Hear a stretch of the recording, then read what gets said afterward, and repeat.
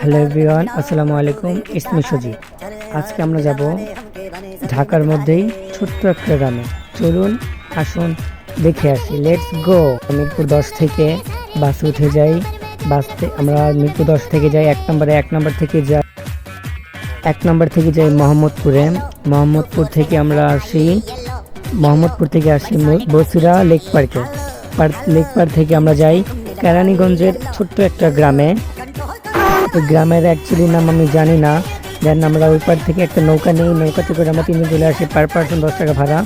এপারে আসা দেখি একটা ইট ভাটা, অ্যান্ড লাইফের ফার্স্ট টাইম এত বড় ইট ভাটা দেখছি। আমরা দুপুরে না খাই আসছি বাসা থেকে, হাঁটতে হাঁটতে আমাদের অনেক ক্ষুধা পায়। তো এখানে একটা হোটেল পেয়ে যাই, ছোটোখাটো একটা হোটেল আমি ভাত খাই 3 প্লেট, আর ভাত দুগুলো একটু মোটা মোটা, একটু সিঁড়ি দেয় সাথে। অ্যান্ড আমরা 3 প্লেট তরকারি নেই, মানে 1 প্লেট তরকারির দাম হচ্ছে 40 টাকা, অ্যান্ড আমরা টোটাল খেয়েছি 160 টাকা। অ্যান্ড বিল পে করার সাথে সাথে আমরা হাতের ডান দিকে চলে যাই। ওই জায়গায় একটা জায়গা আছে, অ্যান্ড বাসের উপরে জায়গাটা, এই জায়গায় আমরা সিঙ্গারা খাই। সিঙ্গারা ভিডিওটা করি নাই। আর এই জায়গায় লিটারেলি এত সুন্দর একটা জায়গা আর এত সুন্দর ভিউ ছিল সেদিন।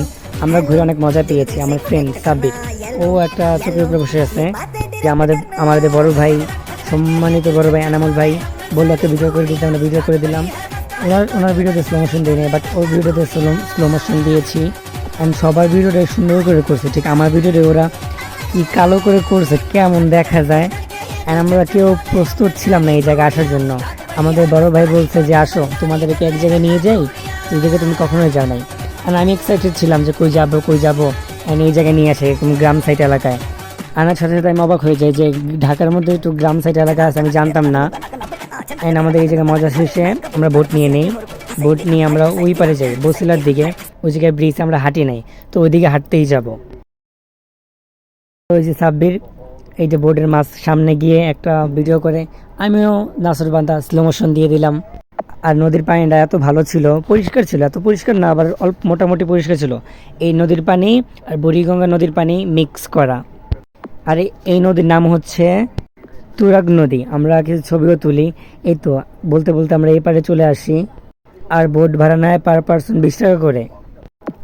আমরা এই পারে এসে ব্রিজে কিছু ভিডিও নিলাম। আমরা কিছুক্ষণ হাঁটলাম, বাট ওগুলো ভিডিও করিনি, আর ফোনের চার্জ ছিল না, তাই ভিডিও করা হয় না মেনলি। তারপর আমরা চিন্তা করলাম যে আমরা এক জায়গায় খাইতে যাব, ঝালমুড়ি বা ঝাল টাইপের কিছু খাইতে মনে চেয়েছিল। তো আমরা ঝালমুড়ি খাই। হাঁটতে হাঁটতে সামনের দিকে যাই, ওরা সামনে চলে গেছে, আমি একা একা ভিডিও করতেছি। তারপরে ভিডিও করার শেষে আমি এই যে যাইতেছি, এই জায়গাটা এত সুন্দর।